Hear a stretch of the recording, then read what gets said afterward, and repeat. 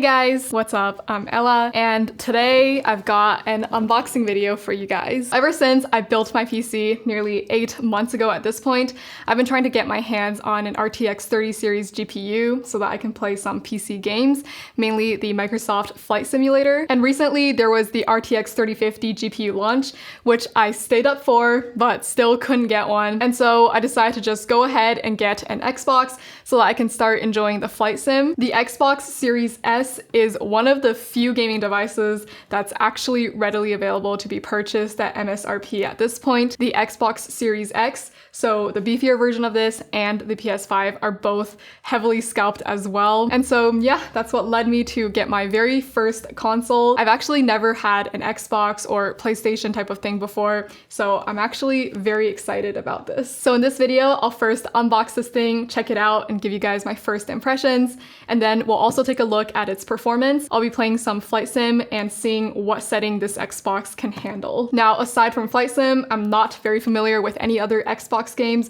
so if you have any that you really enjoy, please let me know down below because I would love to check out some more Xbox games. And now let's just get on into the unboxing. Okay, so first I see that there is this tab right here. Kind of reminds me of iPhone unboxing, but it's much harder to pull it off. There's one more down here. Okay, all right. Wow, okay. Inside of the box, and it says Xbox. Thought that was pretty interesting. And in here is the Xbox. So this thing is really small, but it's actually quite heavy, a lot heavier than I expected. This is what it looks like. I like its design. It's very clean and simple. There's a bunch of ports here on the back. And other than that, there's honestly nothing remarkable about this. There's just this giant black circle in the front and really no other design. So there's also this Xbox controller. This is what it looks like. These buttons do feel pretty good. This is very clicky, this thing right here. These shoulder buttons are really clicky. These back buttons, they're pretty clicky too. And these thumbsticks, they feel pretty good. And the back of the Xbox has a texture too, like this part. So yeah, I do like the feeling of this Xbox controller. I also just noticed that I get a set of batteries, so I actually might need to pop these in order to start using this thing. And then there's nothing much else in the box aside from these cables. Okay, so I just noticed that this Xbox has little feet right over here, but also down here. So I think this means that I can either put it like this, and it kind of looks like a speaker when it's like this, but of course I can also just lay it down like this, and in that case it kind of looks like a stovetop, can cook some eggs on this thing. But anyways, so this thing can output up to 120 FPS and with upscaling a 4K resolution, obviously not at the same time, but regardless, compared to the only other gaming device that I have, which is the OLED Nintendo Switch, the Xbox is cheaper but a lot more powerful. But these two aren't really meant to be competitors because the Nintendo Switch is a very portable device, and also its main draw are those Nintendo exclusive games such as Animal Crossing or Mario Kart. Ever since getting the Switch, I've had lots of fun with it, mainly with Mario Kart, but this thing can't run the flight sim, so let's go plug this boy in so that we can check out flight sim. But first, I want to tell you guys about today's video sponsor, which is Surfshark VPN. Surfshark VPN keeps you safe and private by covering up everything that you do online. So when your device is connected to the internet, all of that information is encrypted, and anyone who tries to snoop on you won't be able to see what you're doing or where you're doing it all from. And this can be especially useful when you're connected to a public Wi-Fi, like in a cafe or a library. Surfshark VPN will keep you safe on those unknown networks by encrypting your online data. I also like to use Surfshark VPN to change my location virtually, because that way I can get past any geo blocks and access shows that are not available to watch in Canada. And doing so is super easy. All I have to do is pick a server in the location that I want, connect to it, and then I'll be good to stream the show that I want. Surfshark VPN is available on several kinds of platforms, and there's no limit to the number of devices that you can connect at a time. You can check out Surfshark VPN by clicking the link down below, and you can also use my promo code ELLA to get 83% off and and 3 extra months for free. All right, so I've just moved the Xbox over to my desk and connected to my monitor. I don't know if it's going to live there permanently, but for now, this is what it's going to be. And I'm also setting it up on my phone with the Xbox app. All right, so the Xbox just finished updating and let's boot into it. It is time to play. Okay, install. Is it installing? It is installing. Okay, I figured out how to install the flight sim. So this game is 113 gigabytes. Oh, wait, it says it's gonna complete in 1 hour and 30 minutes. All right, so it's the next day now and flight sim has finished downloading. So we're ready to play it now. The very first place that I want to go to is this little island called Saba because I read online that they actually have the world's shortest commercial runway. So I wanna check it out. All right, I found the airport.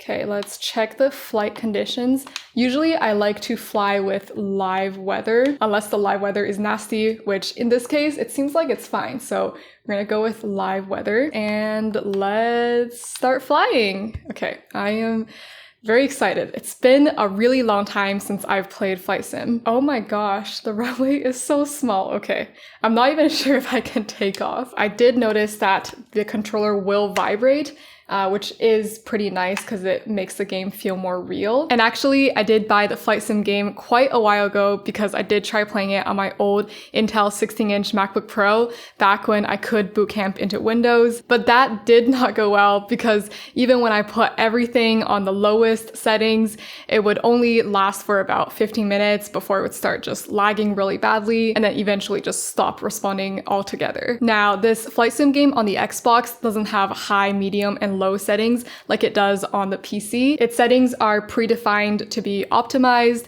but we'll see how sharp it is, how fast it renders things out, and overall just like how smooth it is. So one thing that I noticed about the Xbox controller is that these buttons right here are the exact opposite orientation from the buttons on like the Switch Pro and also the Joy-Con. So just like the Nintendo set of buttons. So the A and the B positions are flip-flopped and so are the X and the Y.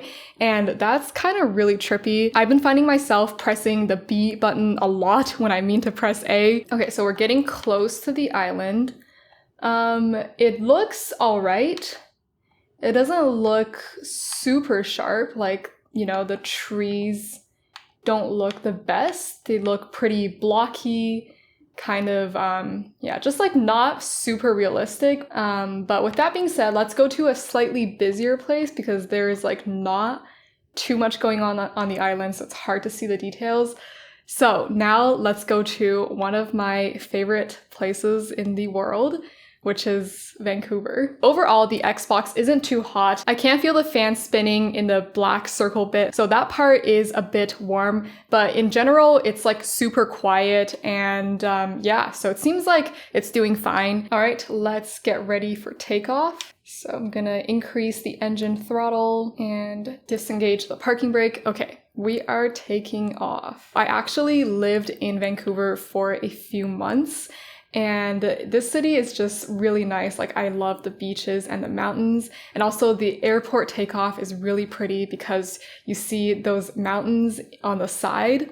So this is definitely one of my favorite airports to take off from. Like, it's just so pretty. Okay.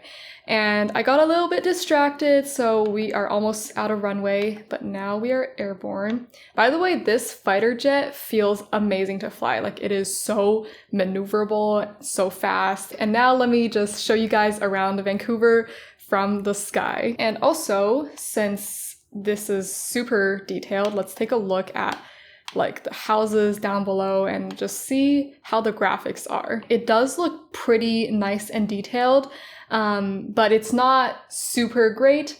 I would say it looks pretty similar to how it would look on like Google Earth or something. So it's not extremely realistic, but it's okay. Like, it's realistic enough. So right here, this is the UBC campus.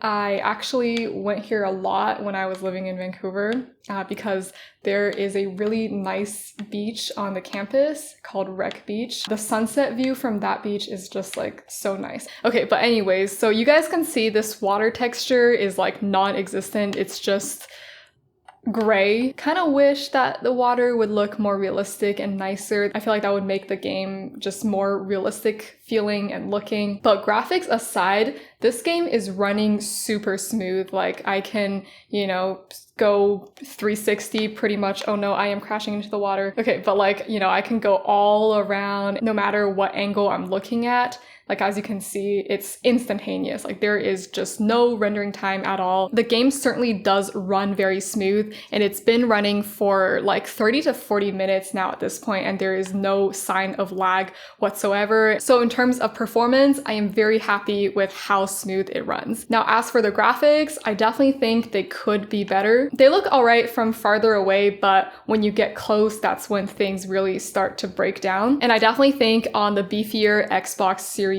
X or, you know, 3080, 3090, 3070 GPU, the graphics would be a lot better than this, but it's not bad and I don't mind looking at it. All right, so I think that's going to be it for this video. I really hope that you guys enjoyed watching me unbox my very first Xbox and also a little bit of the Flight Sim gameplay. If you did enjoy this video, please give it a thumbs up and also subscribe to my channel down below. Here are my other social medias, so feel free to follow me on those platforms if you would like to.